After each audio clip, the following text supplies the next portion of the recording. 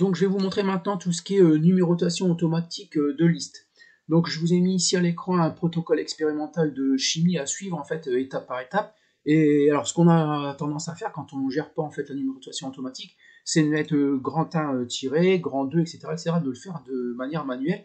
Mais il y a un outil en fait pour ça dans LibreOffice Writer. Donc c'est la numérotation automatique des listes, c'est ce que je vais vous montrer maintenant dans les vidéos qui vont suivre.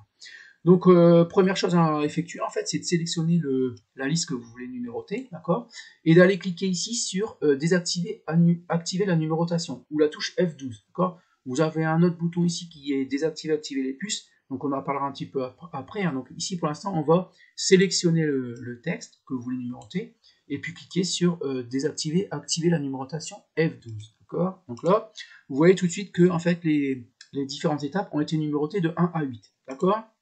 Donc, quand vous allez cliquer dans la liste que vous avez numérotée, en fait, vous allez également voir apparaître ici une barre d'outils supplémentaire. D'accord. Donc, elle sera légèrement vous vers la gauche, en fait, mais moi, j'ai été obligé de la décaler parce que à gauche, on ne le voit pas ici, mais moi, j'ai la gestion de mon enregistreur d'écran. D'accord. Donc, ça me gênait un petit peu, donc je voulais décaler un petit peu. Donc, vous avez en fait ici les 4 premiers boutons ici vont vous servir à gérer la numérotation de manière horizontale, donc dans ce sens-là. Les 4 boutons ici vont gérer la numérotation verticale. Donc on verra ça un petit peu après. Donc on va s'occuper, nous, ici, de la numérotation horizontale, ici. Donc ici, pour l'instant, quand on a activé le bouton ici, donc vous pouvez le désactiver par contre, hein, d'accord. Donc ici, hop, on peut très bien le désactiver, d'accord. Donc là, je vais le réactiver, parce qu'on va s'en servir, ok. Donc, alors, pour l'instant, on a des numérotations de niveau 1. Tout s'est mis au même niveau, de 1 à 8, d'accord. Mais on voit en fait ici, dans mon protocole expérimental, que ça, on voudrait le décaler légèrement vers la droite.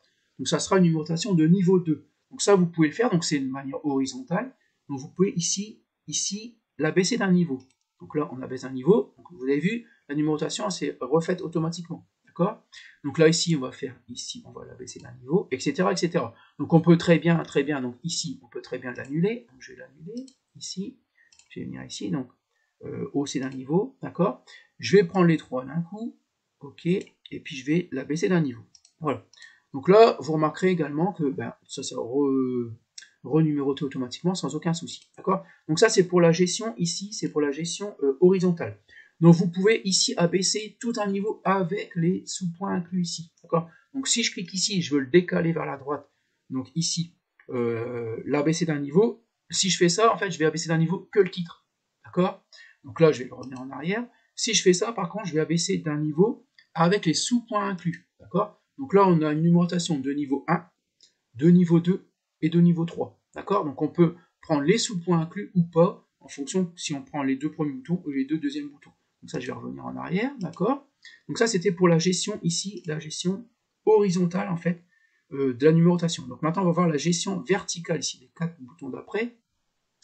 Donc ici, je peux très bien ici baisser, en fait, ici, déplacer vers le bas. Voilà, je vais déplacer vers le bas. Je me suis aperçu que ça allait plutôt en bas, donc je peux le déplacer vers le bas. Je peux le ramener vers le haut, d'accord.